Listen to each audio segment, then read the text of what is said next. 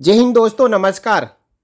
दोस्तों, आपको 9 अप्रैल 2023 की बठिंडा मिलिट्री स्टेशन में जो घटना हुई थी वो घटना तो याद है, लेकिन उस घटना के बाद जो जवान गनर देसाई मोहन था, उस देसाई मोहन के साथ में क्या हुआ इसके बारे में पता नहीं होगा। दोस्तों, बठिंडा मिलिट्री स्टेशन में 9 अप्रैल की सुबह तड़ातड़ गोलियों की आवाज़ सुनाई देने लगी। जहाँ पे गेट पे खड़े संतरी या अन्य ड्यूटी पे खड़े जो सैनिक है कुछ समझ पाते, उससे पहले गनर देसाई मोहन ने अपने ही 4 साथी जवानों को भगवान के पास भेज दिया था। इसके बाद गनर देसाई मोहन ही गवाह बनने लगा। उसने कहा कि मैंने टेररिस्ट को यहाँ से भागते हुए देखा। मामला 3-4 दिन तक उलझा रहा। इससे पहले गनर देसाई मोहन ने जो कोच से राइफल निकाली और फायरिंग के बाद में राइफल को नाले में फेंक दिया, मैगजीन को और कहीं छुपा दिया और पूरी यूनिट को गुमराह करता रहा। ये घटना है 80 मीडियम रेजिमेंट की। इसके बाद एफआईआर हुई। पुलिस ने गनर देसाई मोहन को गिरफ्तार किया। गिरफ्तार करने के बाद अब आज खबर आई है कि सेना ने उस मामले को वापस से अपने हाथ में लिया था। उसके अगेंस्ट कोर्ट मार्शल की कार्रवाई की और इस कोर्ट मार्शल के बाद उसको सज़ा क्या मिली है, इसको लेकर आगे इस वीडियो में चर्चा करेंगे। बठिंडा मिलिट्री स्टेशन में जिस जवान ने की थी अपने 4 साथी जवानों की हत्या, 80 मीडियम रेजिमेंट के उस जवान के साथ में क्या हुआ। उस समय कई सवाल उठे थे कि बठिंडा मिलिट्री स्टेशन फायरिंग, उठ रहे हैं कई सवाल। साथ ही साथ ये भी कहा जा रहा था कि ये ऑफिसर मेस का मामला है जिसमें उस जवान को कुछ लोगों द्वारा प्रताड़ित किया गया, तो उसने इस प्रकार का कदम उठाया। मिलिट्री स्टेशन में सेना के जवान ने की थी 4 साथियों की शहादत, कोर्ट मार्शल में गई नौकरी और मिली ये सज़ा।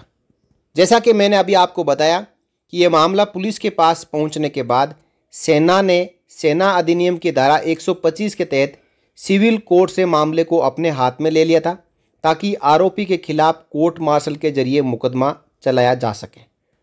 दोस्तों, जो सेना अधिनियम है उसमें ऐसे प्रावधान है कि कोई सैनिक यदि अपराध करता है तो सेना चाहे तो कोर्ट मार्शल की कार्रवाई अपने पास चला सकती है, क्योंकि सेना को अपना कोर्ट चलाने का अधिकार है।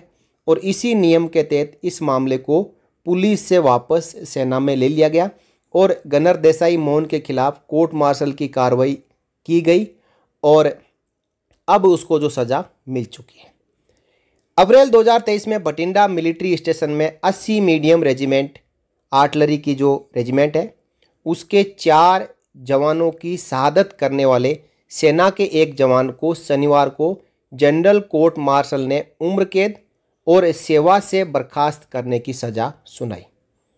जनरल कोर्ट मार्शल इस साल जनवरी से बठिंडा मिलिट्री स्टेशन में आयोजित की गई थी।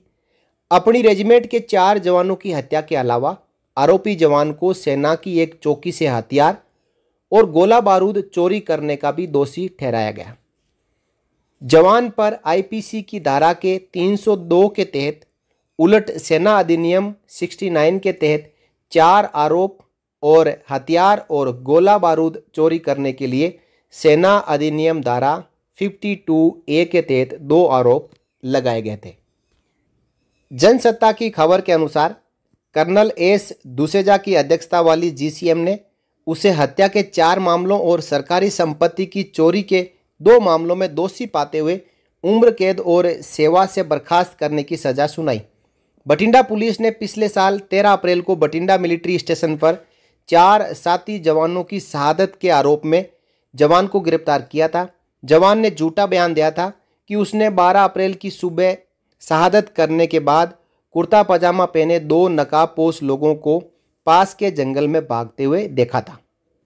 देखिए, इस घटना के बाद जब पुलिस ने इस जवान को पकड़ा, उससे पूछताछ की, तो जवान ने भी इन 4 जवानों के ऊपर गंभीर आरोप लगाए थे। जवान ने कहा कि ये 4 जवान बारी बारी से मेरे साथ यौन शोषण करते थे। साथ ही साथ ये 4 जवान मेरी जो मंगेतर है, वाइफ है, उससे भी मोबाइल फ़ोन पर बात करते थे। देखिए उसने क्या कहा। उस समय पुलिस अधिकारियों ने कहा था कि आरोपी ने कबूल किया है कि 4 जवानों ने पिछले कुछ समय में उसका बार बार यौन शोषण किया था। इसकी वजह उसने उनसे बदला लेने के लिए ये कदम उठाया। शुरुआती जांच के बाद आंध्र प्रदेश के रहने वाले जवान ने दावा किया कि चारों जवान उसके मोबाइल से उसकी मंगेतर से बात करते थे और उसकी अश्लील तस्वीरें लेते थे और उसका मजाक उड़ाते थे। सेना ने सेना अधिनियम की धारा 125 के तहत सिविल कोर्ट से मामले को अपने हाथ में ले लिया था ताकि आरोपी के खिलाफ कोर्ट मार्शल के जरिए मुकदमा चलाया जा सके। कोर्ट मार्शल में जवान की तरफ से 2 वकील राजेश शर्मा और नवजिंदर सिंह पेश हुए थे। सेना के सूत्रों ने बताया कि मामले में आरोपी ने पुलिस और सैन्य अधिकारियों के कहने पर झूठा फंसाए जाने का दावा किया और पुलिस या सेना के अधिकारियों के सामने कोई इकबालिया बयान देने से इनकार किया। लेकिन जीसीएम ने उसके दावे को निराधार और बाद में दिया गया बयान बताकर खारिज कर दिया है। बयानों और रिकॉर्ड के मौजूद सबूत के आधार पर उसे सभी 6 आरोपों में दोषी ठहराया है। अब दोस्तों इसमें 2 सवाल उठ रहे हैं कि एक तो इसकी जो जांच है वो पुलिस से सेना ने अपने हाथ में क्यों ली, और दूसरा इस जवान ने भी आरोप लगाए, उन आरोपों के पीछे सच्चाई क्या है। हालांकि अब ये जवान इस मामले के ऊपर शांत होने वाला नहीं है। ये इस कोर्ट मार्शल के अगेंस्ट जाके आगे हाई कोर्ट या सुप्रीम कोर्ट में याचिका लगा सकता है, क्योंकि ये जांच एक तरफा दिखाई दे रही है। इसमें उस जवान ने जो आरोप लगाए उनके बारे में कुछ कहा नहीं गया है। तो दोस्तों इस प्रकार गनर देसाई मोहन जो एक अपराधी तो है, लेकिन उस अपराध के पीछे असली वजह क्या थी, उस वजह की यहाँ पे खोजबीन नहीं हुई है। और जो उसने आरोप लगाए हैं उन आरोपों को कोर्ट मार्शल ने खारिज कर दिया है। अब ये जांच का विषय है कि उसने जो आरोप लगाए हैं कि एक तो ये चारों जवान उसके साथ बारी बारी से यौन शोषण करते थे, और दूसरा ये उस गनर देसाई मोहन के परिवार में फ़ोन करके उसकी पत्नी के साथ में बातें करते थे, अश्लील तस्वीरें लेते थे। तो इन आरोपों की जांच जरूरी है। अब इस पूरे मामले में ट्विस्ट ये भी आता है कि क्या ये सब कुछ एक बड़ी घटना को दबाने के लिए किया गया। दोस्तों इसके बारे में आप अपनी राय रखें और इस वीडियो को शेयर करें। इस बारे में आप क्या राय रखते हैं, कमेंट सेक्शन में कमेंट कर हमें अपनी राय ज़रूर दें। वीडियो पसंद आई हो तो वीडियो को ज़्यादा से ज़्यादा लाइक करें और साथियों के साथ में शेयर ज़रूर करें, और हमारे चैनल को सब्सक्राइब कर बेल आइकन को प्रेस करना ना भूलें ताकि जो भी लेटेस्ट अपडेट आए वो तुरंत आप तक पहुंच सके। आज की वीडियो में बस इतना ही। जल्द ही हाजिर होंगे एक नए वीडियो के साथ। तब तक धन्यवाद। जय हिंद, जय भारत, वंदे मातरम।